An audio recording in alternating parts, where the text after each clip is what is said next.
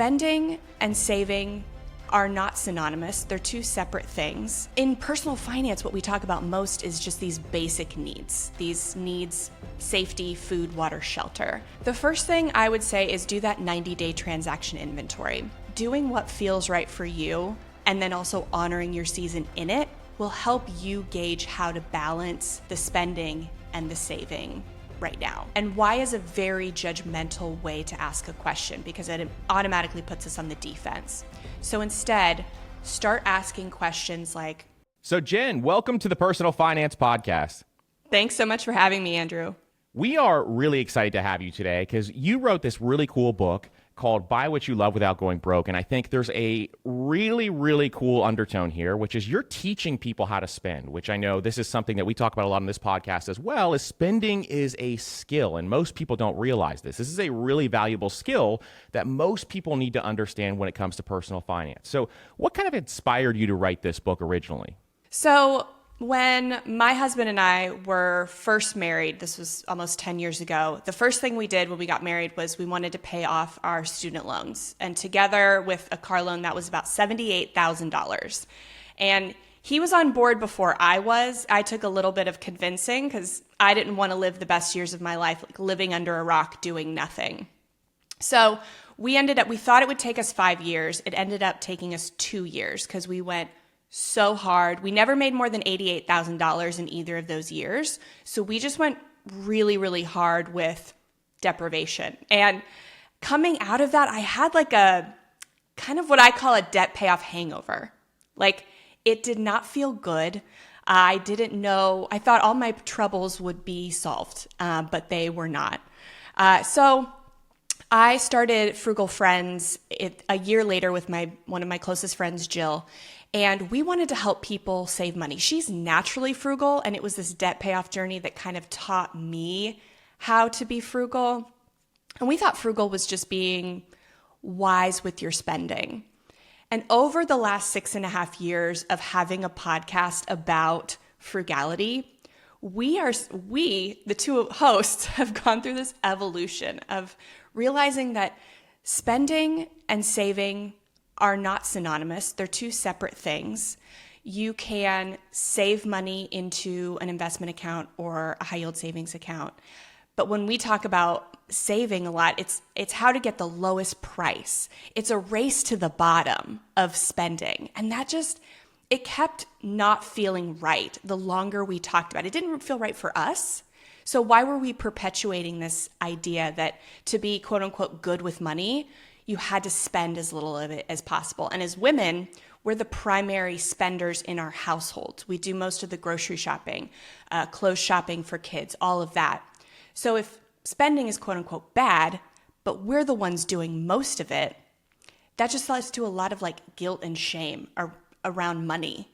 So we started thinking about spending as a skill and how could we get better at it? How could we not feel bad about spending money, but also not go broke while doing it? And that was why we wanted to put everything we've learned and experienced in a book that we've been talking about over 400, probably closer to 300 episodes of Frugal Friends. That's amazing. And I think your story at the beginning kind of sounds similar to the way that I was thinking too. So when I first graduated college, I didn't make much money. And so I was really tight with my money. I was reading, blogs like Mr. Money Mustache or Early Retirement Extreme and really became extremely frugal. And I think I developed this mindset that, it was the race to the bottom, the same thing that you're talking about here, where I was trying to save the most amount of money. And I really wasn't happy when I was doing it. Like, I was extremely frugal. And instead, over time, same thing, I kind of developed this mindset of figuring out what my values are and figuring out how to spend based on that. And that's one thing that you guys talk about in this book is values-based spending. So can you explain that concept and kind of how it works? Yeah. So when we wanted to spend money without guilt, we thought, okay, what are the things that we value most? And so we just went to Wikipedia and found a list of core values. And they were all these corporate like courage, honesty, integrity. And we were like, okay, maybe that's how we should spend money in alignment with that. And it just wasn't working. We were talking to our listeners and being like, what do you value most? And they were all saying the same things, to the point where I was like, okay, you guys can't say these things anymore. You can't all have the same core values. We're all very unique, right? Until we started looking at different research on, what makes life meaningful and what are human needs. And so we looked at Maslow's hierarchy of needs, which is at the base, the physiological needs, and then you've got psychological needs and self-actualization. And in personal finance, what we talk about most is just these basic needs. These needs: safety, food, water, shelter. And we don't see the psychological and the self-fulfillment needs as needs. And so what we found is all of our listeners were saying, actually, my core values are family, friends, fulfilling work, and faith. And those were all things that were psychological and self-fulfillment needs. And so that's kind of what we started focusing on. Everyone, has a couple differences in their values, but we thought for the most part, most people share these same four highest values. And so that's what we look at. We look at, how can my spending and my time get me closer to these four things in however I define them? And why don't we start there? We start with getting creative. Maybe, how can I meet these needs first without spending money? And then once we do that, then we go, how can I meet these needs by spending just a little bit? And then beyond that, anything extra, you can spend without guilt because it's aligned with your needs. And then just comes the nuance of all the things we have to spend on that don't align with that, but you can't fully get rid of. But that's really how we focus it in the book. I love focusing it and starting it there because you figure out kind of what those needs are. And that's the biggest question most people have is, I don't even know where to start. So you have this great starting point of, what do you actually need? And then you can kind of build it off of there. And so this is something that I really had to learn, where early on I was just trying to focus on spending the least amount ever that I possibly could, especially when it came to budgeting. And I was looking through my budget and figuring out, hey, where can I slash more and more without even thinking about what my values actually were? So how does this actually differ, from traditional budgeting when you use value-based spending? So we align it with kind of a values-based budget. And we call it a spending plan in the book because a lot of people, the beautiful thing about language is there's usually several terms for one concept, but a lot of people have negative relationships with the word budget.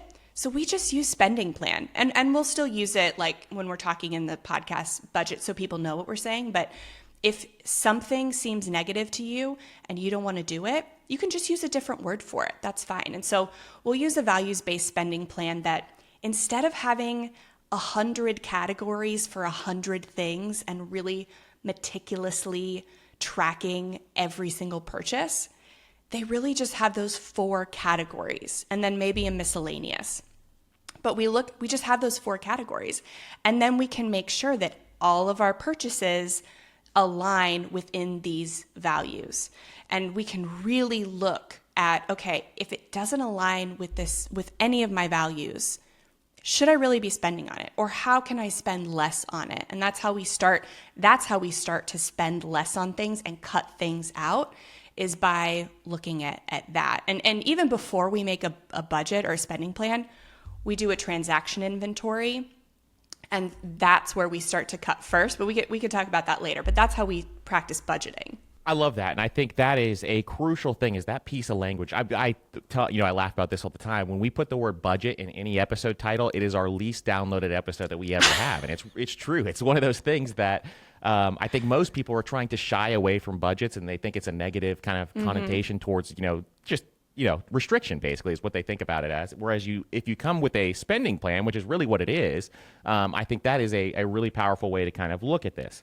And so you talk kind of through that, and I love that part of that. So the book kind of talks through some things like the dopamine effects of shopping, and I think that is something where you guys nail down the psychology. Psychology when it comes to spending is super, super important, and I think for most people, the psychology is the most important part, when it comes to personal finance. So how can someone kind of realize this is happening to them, that dopamine effect, and mitigate some of this? Yeah, well, it's happening to all of us. We all have this rush of dopamine, not just in the act of something that we deem like fun, but in the anticipation of it. There's a study we looked at in the book where rats were rewarded with something, but there were 10 bells leading up to that reward. And the scientists found that during those 10 bells, on the very last one, probably the last two, dopamine release was highest. And when they actually got the treat, it was probably like at lowest levels.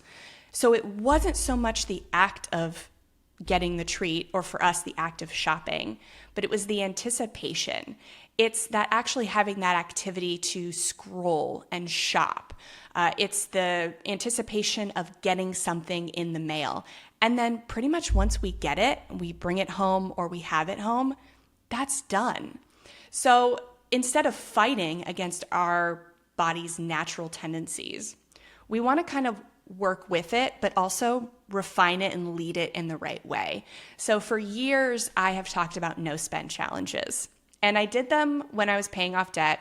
I wrote a book called the No Spend Challenge Guide. I self-published it years ago, and it's been bought over 20,000 times. And amazing.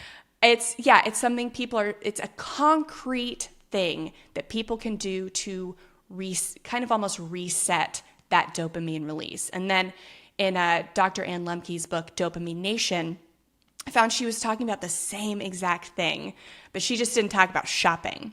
So in the act of abstaining from something for 4 weeks, you can start to reset the release of dopamine in association with whatever that thing is. And Dr. Lemke found as soon as 2 weeks, her patients would start seeing a difference.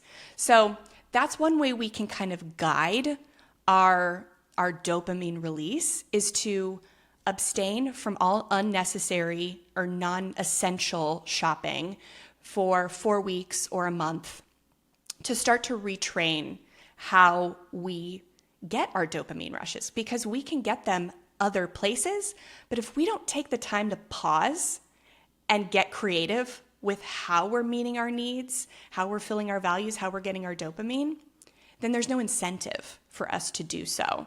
So taking that 1 month pause, not only is it good for us psychologically, it's also good practically to give yourself a pause to think and plan differently so you can take different actions in the future. And I always notice, and this is the psychology even with someone who thinks about this stuff all the time, is that I almost start to, when I start to have these, impulse spending things happen, I typically will start to do it, and then it starts to happen more and more and more. And I think that reset is a great idea, because you almost have to reset and start it right all over again. I'm the king of having 10 Amazon boxes at my front door all the time. And so one thing I need to do is kind of, stop, I pause, and I think through, hey, am I actually valuing these purchases, or am I just doing it because it's very easy to make this purchase and kind of go through that process? Or I'll be the type of person who kind of walks into a store, and if I have no plan in place, I'm going to buy all these various things that I did not plan on buying. And so I think this is something where a lot of people can fall into this trap as well. And most people probably fall into some of these traps when it comes to their spending. So do you have any suggestions for people who kind of struggle with impulse spending outside of obviously taking that pause? Do you have any other tips or hacks that you can think through there? Absolutely. So the first thing I would say is do that 90-day transaction inventory. You can get all of your transactions from your credit card, debit card, whatever, put them in a spreadsheet and sort them by the retailer or the place where the purchase was made.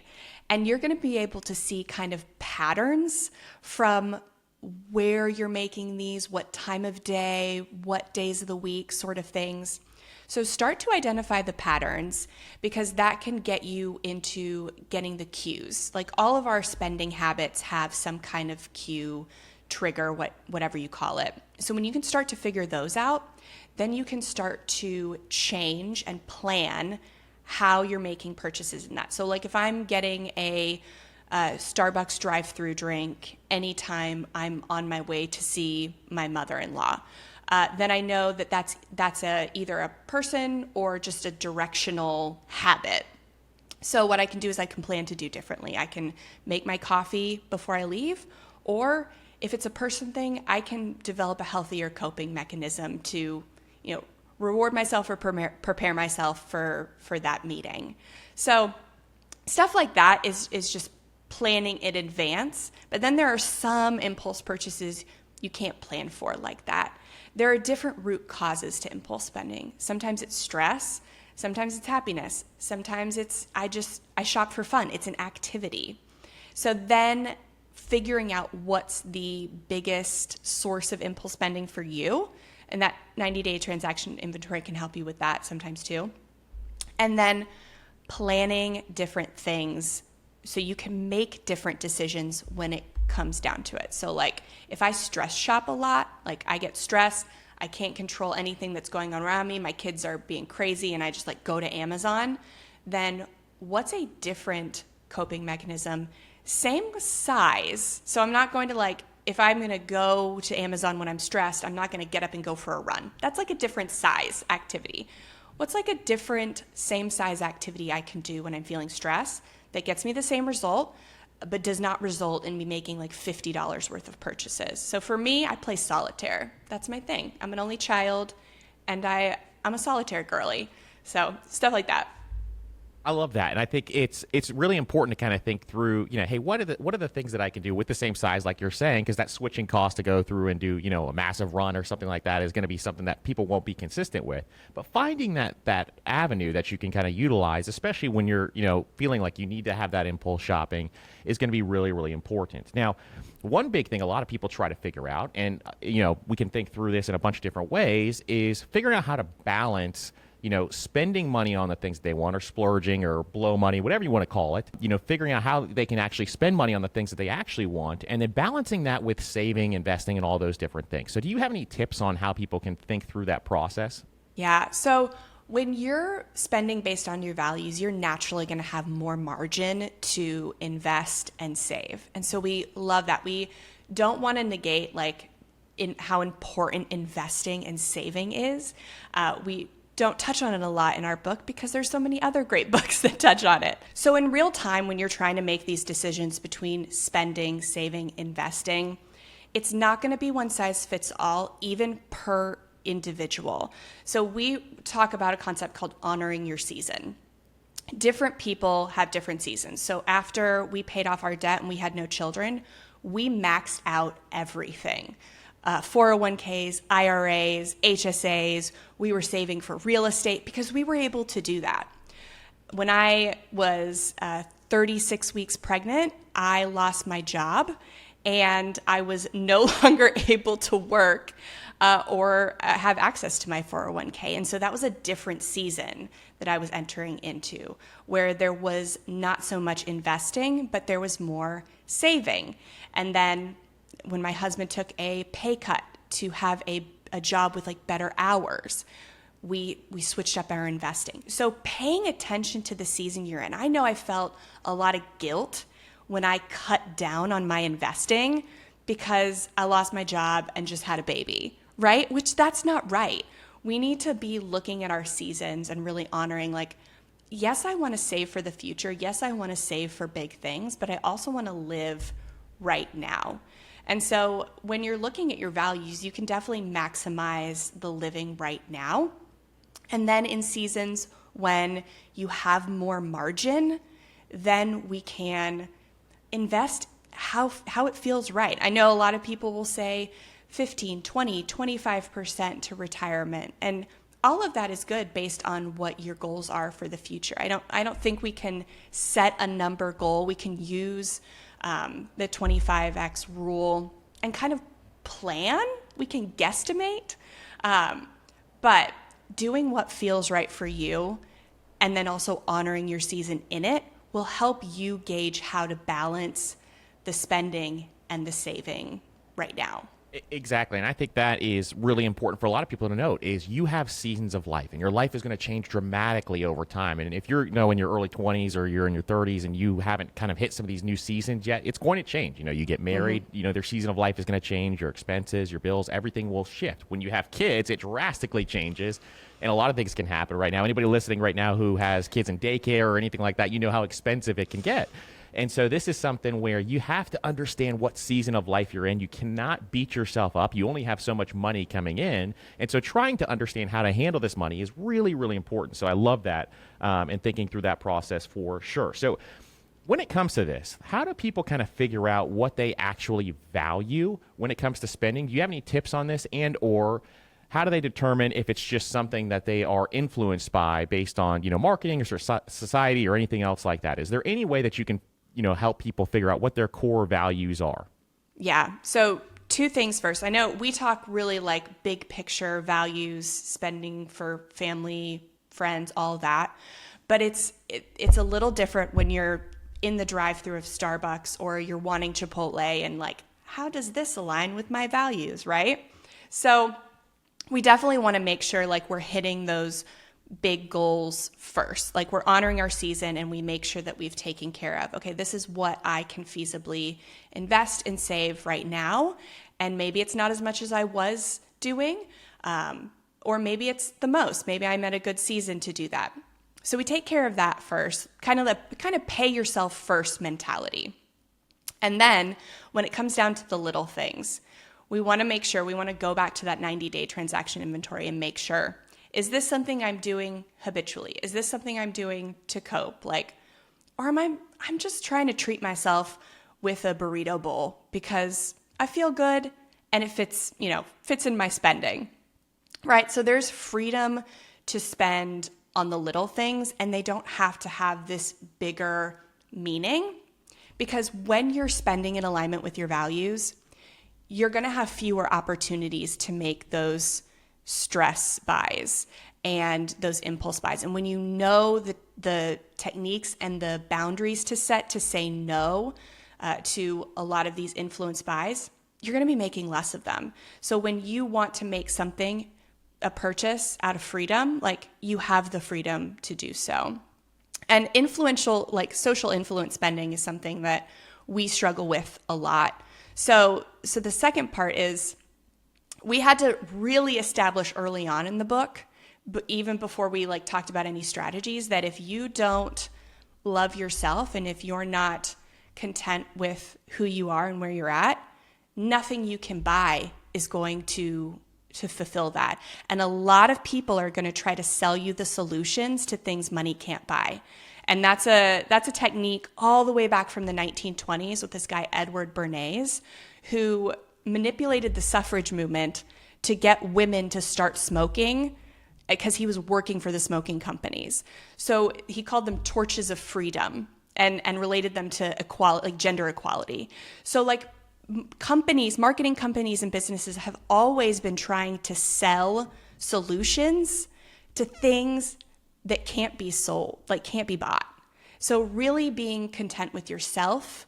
And then we have a whole chapter at the end too, just to reiterate this fact.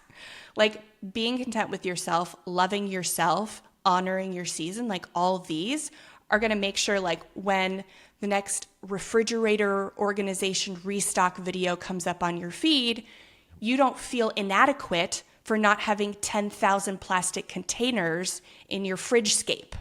So you really have to, and that's an extreme, example, but you really have to be content with not having the aesthetic that you see everybody on social media have, because that's their job to have it. And it's not your job to have the aesthetic. You don't need it. It's so true. And I think everything we do right now, we are just being bombarded with marketing where you think you're even just casually watching, scrolling your phone when you're trying to relax or something like that. Everything is marketing that's just coming at you at all points in time. Mm-hmm. Like you said, the great example of, just having your fridge stocked completely with every plastic container. You have the drink thing that has the springs on it that shoots the drink forward and everything's perfectly organized. There's so many different, I've seen a million of those videos. And it's amazing how many different ways we get marketed to now. And if you don't have some of those securities of, developing some of this stuff and really thinking through this, because you have to understand that you're just getting bombarded constantly. And I think the first time I was kind of introduced to this concept was the Minimalist documentary on Netflix, which was years ago. And they really talk through this marketing, but it is way worse than even when that documentary came out. And you guys hit on it in an amazing way in the book. And I think it's really important for just people to understand this even exists and how they're being marketed to in some of this process, because it's happening so much more now. So is there any tips that you have where someone can kind of say no to unnecessary expenses without being deprived? Is there any thought process you guys have for that that maybe is really important for people to understand? So you definitely have to have internal motivators in order to do this. The external motivators that we use in personal finance, to reach goals, are not going to be as effective when you're in real time in Target trying to decide if you're going to buy that fourth planner or not. I speak from personal experience on that. So there has to be some kind of internal motivator that's immediate, not bigger picture like, oh, I want to go on vacation with my family, so I'm not going to buy this. That's great. That can be an internal motivator, but it's not like as effective as maybe something with a little saucier intent. So for me, I have spent years looking at marketing. So like I was like, I'm not going to fall prey to this marketing, all these like pretty planning, videos. I'm not going to fall prey to it. But also I know that when I don't buy something from Target or Amazon, I'm not funding the next CEO's yacht or spaceship. So internally, and it sounds funny, but like for me, it works. It's like, do I want this enough to buy Jeff Bezos another spaceship? And for me, that works a lot. Also, I have I feel strongly that you can't buy your way to green. And so all these sustainability like efforts that we are working toward, they can't be purchased. You can't buy something to make the planet like negate your carbon footprint. The only thing that does that is not consuming, not buying. So I also want to make sure that when I'm buying something that it's really worth buying, because I know at the end of its life, it's getting thrown away. It's going to end up in a landfill. Whether I put it in a thrift store or, it makes a pit stop in a thrift store or not, eventually it ends up in a landfill. Do I want this bad enough to see it end up in a landfill one day?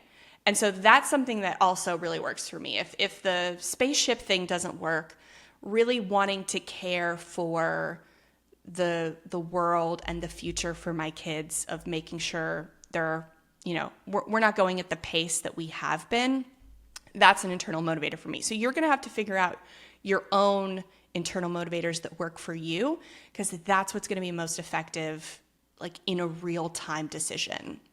Exactly. And I think it's one that for most people, once they figure that out, it's going to help you so much more in just making, logical decisions based on what you value. And even, we talked about seasons of life earlier in the show. Even when you have these new seasons of life where you think that you're going to need specific items. Right now, I told you, Jen, off air that I'm having my our third baby coming up in October. The amount of like baby marketing that I get just on TikTok or whatever else, because they know what season of life you're in based on what you're watching, is absolutely amazing. Where you think you need all these additional things, and it's one of those just it's unbelievable how much you can get marketed to. So it's just kind of thinking through that process, understanding this is happening, and then making your spending decisions based on that. I mean, there's nothing wrong with, consuming some of these items, but it's just, do you value some of this stuff? Does it fit into your core values? That's what we're trying to land on here. And I think that's so important. So what role does simplicity play with all of this when we come into the value-based spending, when we want to simplify our finances? How important is that when it comes to making sure that we can figure out our values? Yeah, so it's kind of the bedrock. As human beings with brains, we have this complexity bias. It's one of our many biases that helps our brain think faster. And it's great when you're like about to be attacked by a bear. It's not so great when you're trying to make good spending decisions. So we always want to add to solve our problems, whether that is buying another kitchen gadget or buying another service or whatever. We always want to add instead of take away to solve problems. But time and time again, we see that when you take away, you solve a problem much faster, typically, depending on the problem. But so simplicity plays this pivotal role in sustaining this lifestyle, because I think we talk a lot about how to make changes with our habits, but not so much about how to make those changes stick, because it takes way more than 3 weeks to change a habit. It takes sometimes up to 188 days, I think the last study it was. So it takes a long time. And in order to stick with changes, we got to make them sustainable. And we found that when we simplify, it makes our brains more easily think about the changes we're making versus all the other stuff we have going on in our lives. So that's simplicity in our physical surroundings, our physical spaces, simplicity in our schedules, simplicity in the things that we're thinking about, our mental, like cognitive load. So anywhere that you can kind of like cut things out is going to help you focus, because anytime you're making changes, it takes more brain power. So we want to ease some of the brain power of other things so that we can better focus on the changes we're making. And so, yeah, each time that we kind of go through, this process, I've noticed the more I simplify my life, the more it just makes life so much easier. I've made purchases of specific things where now I got to maintain this specific thing, and all of a sudden it creates this burden, this cognitive load on me that really I did not want. So I notice sometimes the more I consume, especially on some bigger purchases, it really does make life a little more difficult each time you add one of these different things to your life. So really important to kind of think through that process too. Now, you mentioned curating your environment, and I think that's really important for most people to understand. So how does one kind of start this process to curate their environment?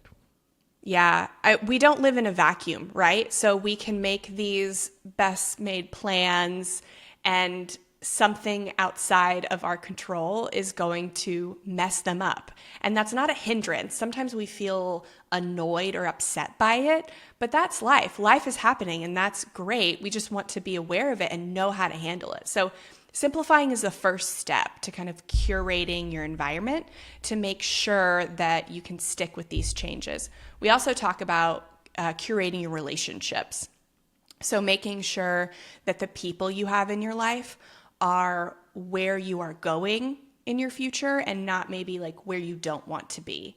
And with family, you can't as easily do that. So that's like a whole different topic, but really making sure you're creating the right boundaries, you're being vulnerable where it counts and not being, too vulnerable without protection. So, and then also with coworkers and acquaintances even. Sometimes in the office, everyone's asking you to chip in for a present for a boss that you've never met, and realizing, okay, how do we have those conversations about how I'm not going to do that, but maybe I can wrap the gift or something. We're getting creative in how we meet these things that aren't aligned with our values, but maybe we can't get out of. It doesn't mean we have to spend money on it. It just means we have to get creative with how we meet them. And then internally, we want to have that air of gratitude. We want to be grateful. So at the very beginning, we talk about contentment with who you are. We also want to be having contentment for where you're at and what's around you. Because when we're grateful, it doesn't solve every problem. It's not the fail safe, but it is going to put you in the right headspace to not be as bitter or jealous when maybe other people are buying things that you have deemed not high enough on the priority list for what you're making and what you value. Or bitterness when other people are buying things. And frugal people, we are the worst at judging people for what they value.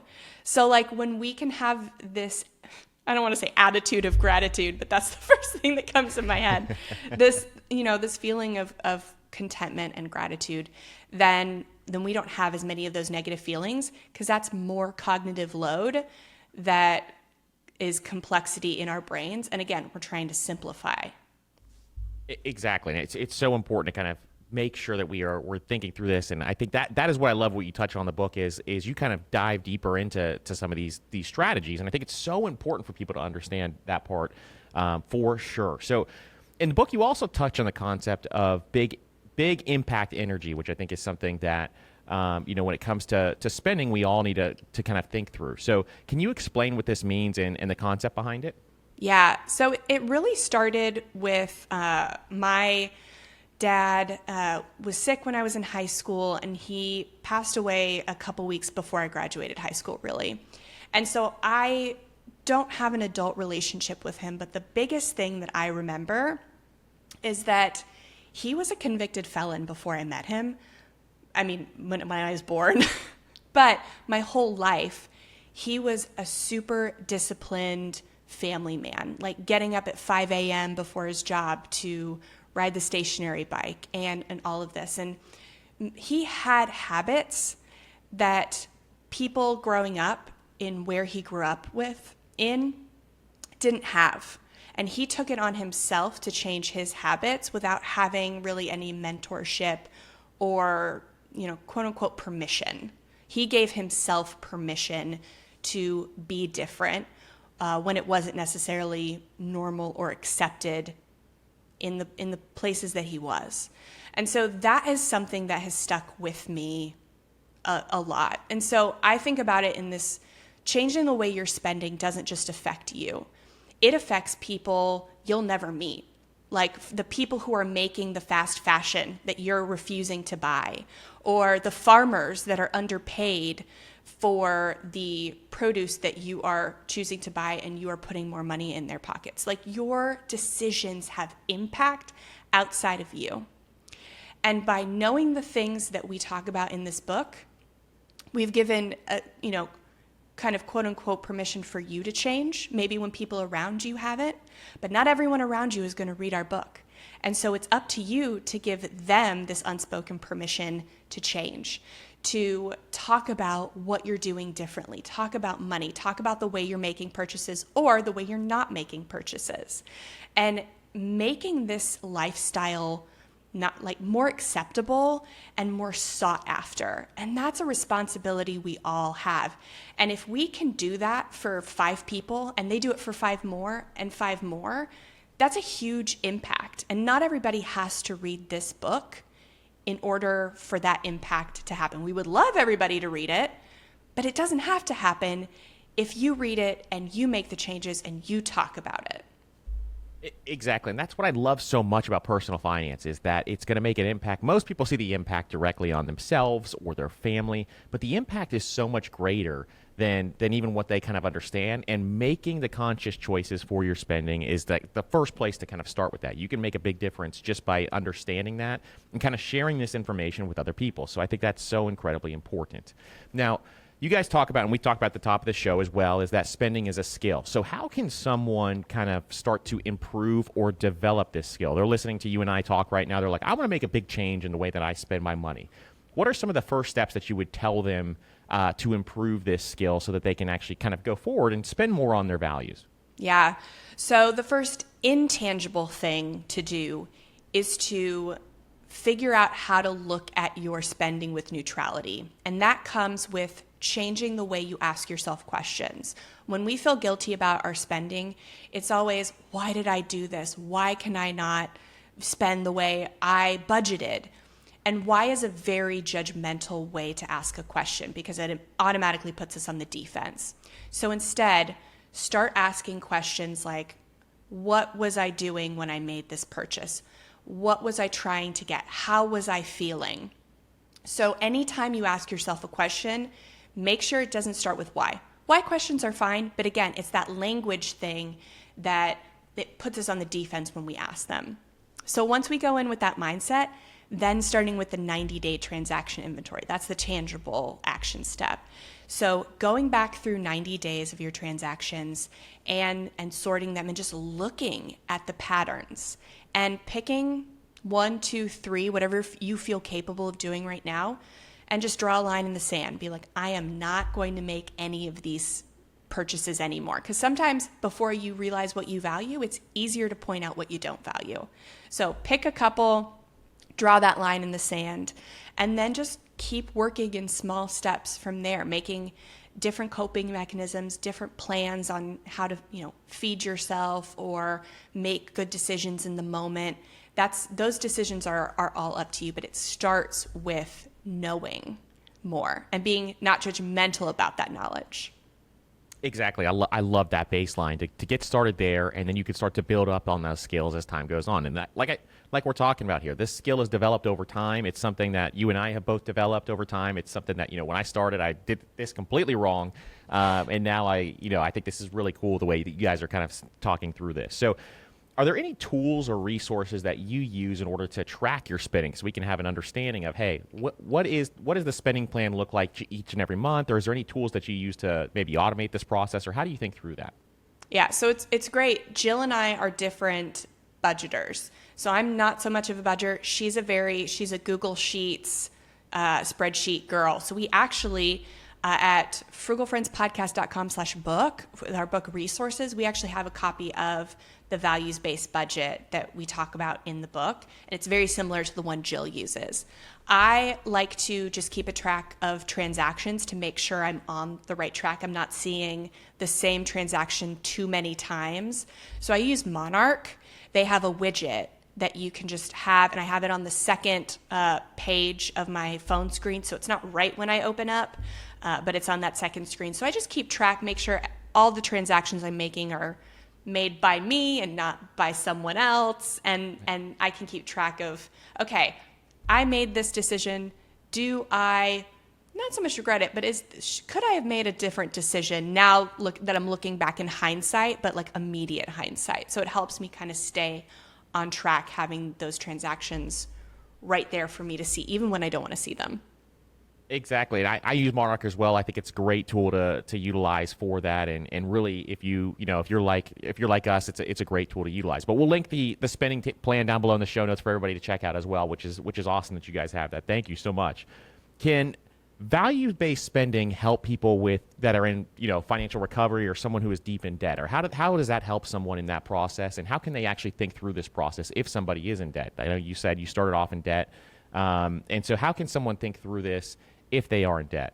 Yes, that's who we wrote this book for, because that was us. Jill and I both had lots of debt. She had about 60 grand, I had 78. And so we have built values-based spending out of that is our credential. Like, we don't have any letters or numbers, behind our names. Like, we speak from experience. And so knowing that, yes, if you're trying to pay off debt fast, you're going to have like a different kind of spending lifestyle because your values are aligned with that goal.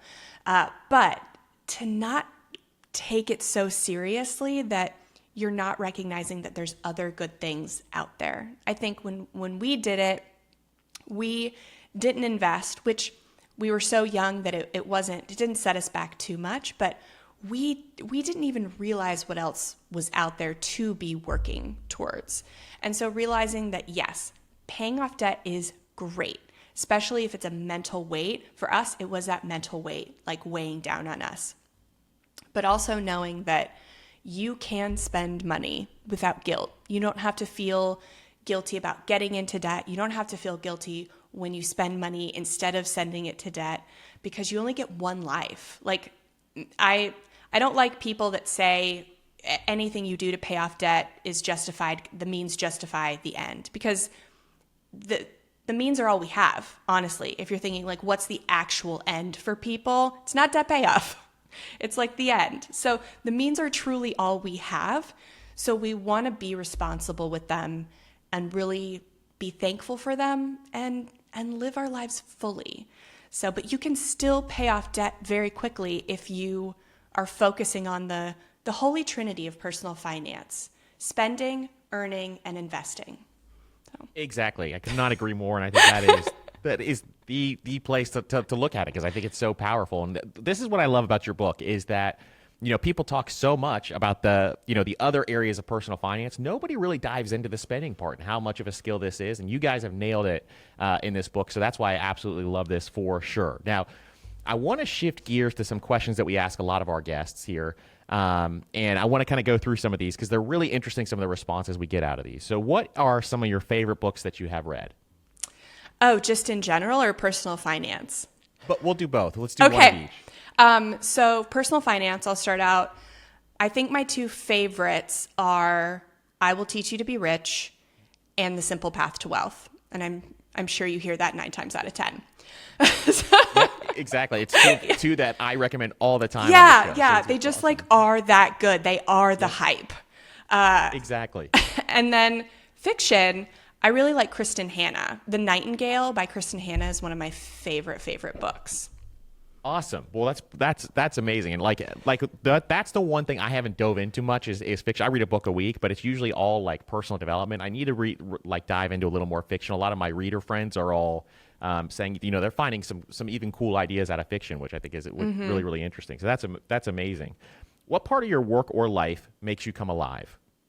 This, honestly, talking on podcasts. I mean, I'm a podcaster, so it makes sense, but like talking about values-based spending and how also frugality is not a spending race to the bottom, but it's good stewardship of all of our resources. So that's money, time, space, mental energy. It's just being a good steward with our limited resources.